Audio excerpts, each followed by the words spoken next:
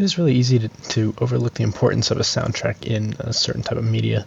Not that it isn't easy to notice a soundtrack, but when you step away from a movie or game, it is difficult to realize the effect a soundtrack had on your opinion of said movie or game. An incredible soundtrack can elevate a good experience to an incredible one, or a bad or bland soundtrack can often make a good experience forgettable.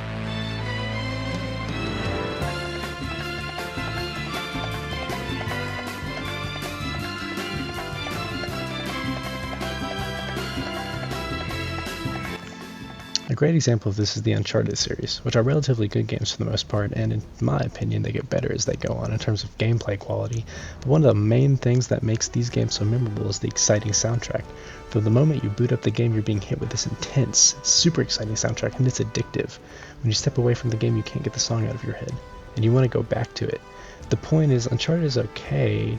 It's an okay experience that is held up by its enthralling soundtrack. But what about the opposite? Resident Evil 6, yes, the same game that made Capcom rethink its existence, is a great example of an experience being lessened by a bland soundtrack. Overall, 6 gets a little too much hate. It's far from good, but it's not horrible. To me, it's just forgettable. There's too much action, there's not enough quality gameplay, and no soundtrack to burn the game into my memory like Uncharted. The soundtrack is there, it's just a little shaky and it's forgettable. Both of these games are mindless shoot-'em-ups with subpar to good acting and absurd stories, so why is Uncharted much more beloved than Resident Evil 6? Well, looking past some of the various other problems that Resident Evil 6 has, I think it's partially due to the soundtrack. It definitely is for me. Let's look at some incredible games that are enhanced by their soundtracks. There's usually one company that comes to mind when you talk about the greatest video game soundtracks, and that's almost always Nintendo. Not only do they have every Zelda game to their name, but also every Mario game. I can vividly think back on playing Super Mario Galaxy for the first time and being enchanted by the theme song. I still get chills when I listen to it. It's masterfully composed. And that isn't even the start of the Mario soundtracks.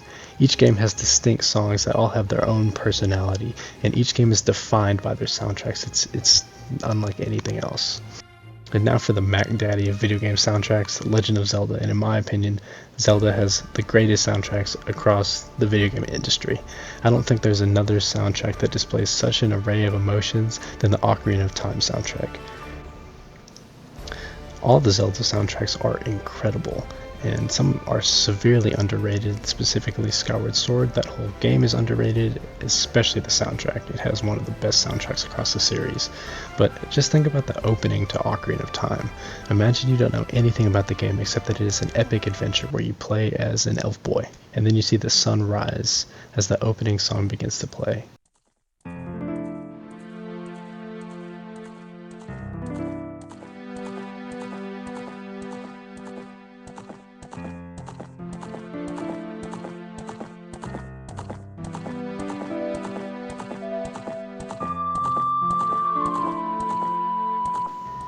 It's magical, and what happens is one of the most endearing experiences you will ever come across in gaming, only made into a masterpiece by the soundtrack.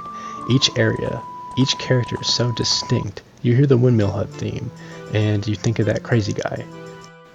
You hear the Gerudo Valley theme, and you know some shit's about to go down, and it's just really great music, and it sets the tone for the area. And you see stuff like that throughout the entire game and throughout the entire series. Nintendo nails it just about every time.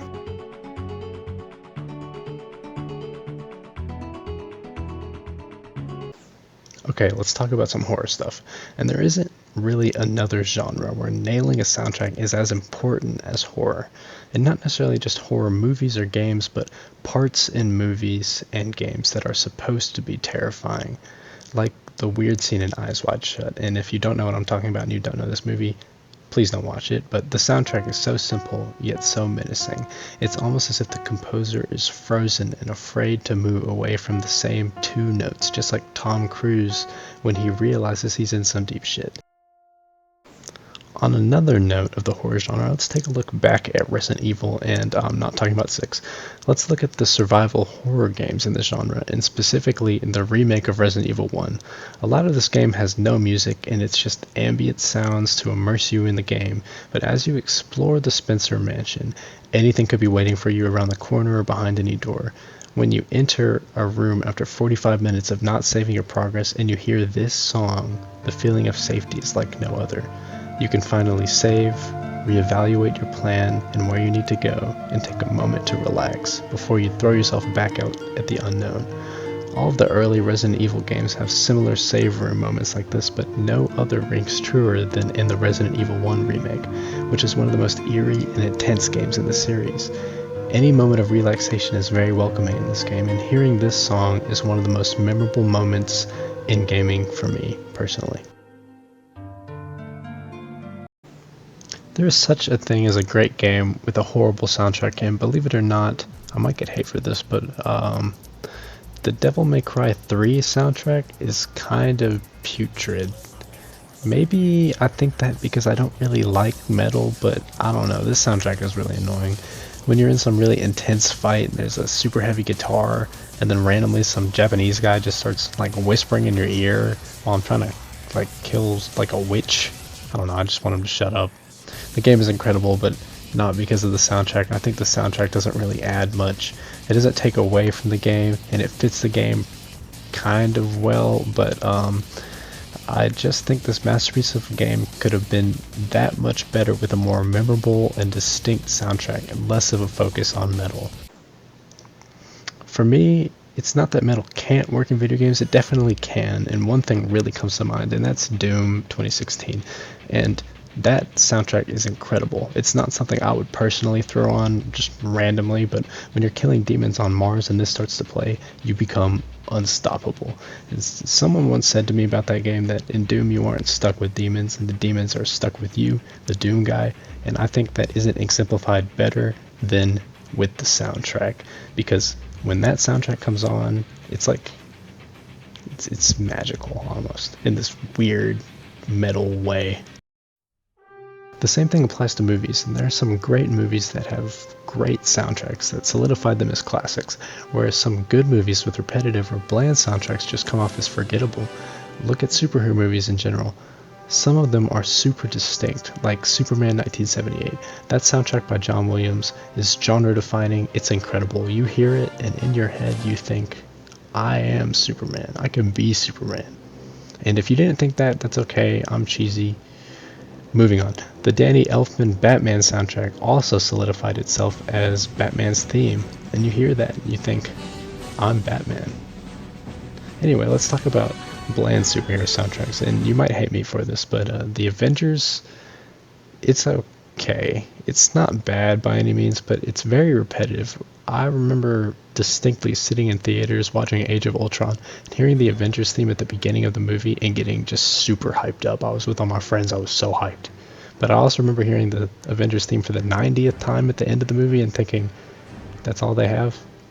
It's Danny Elfman, and he can't write more than one hook. It was just kind of disappointing, and I'm probably not giving the soundtrack enough credit, but that was honestly how I felt in the moment, and I just don't think this soundtrack stacks up to the likes of earlier scores for earlier superhero movies. So what's the point of all this? And to me, it's that music is important. And a lot of times, it's the first thing we remember about a specific media. We associate music with the memories of a game or movie, so when you hear a Zelda song, a Mario song, or a Final Fantasy song, those memories and feelings come flooding back. When you hear the Doom soundtrack, it's empowering.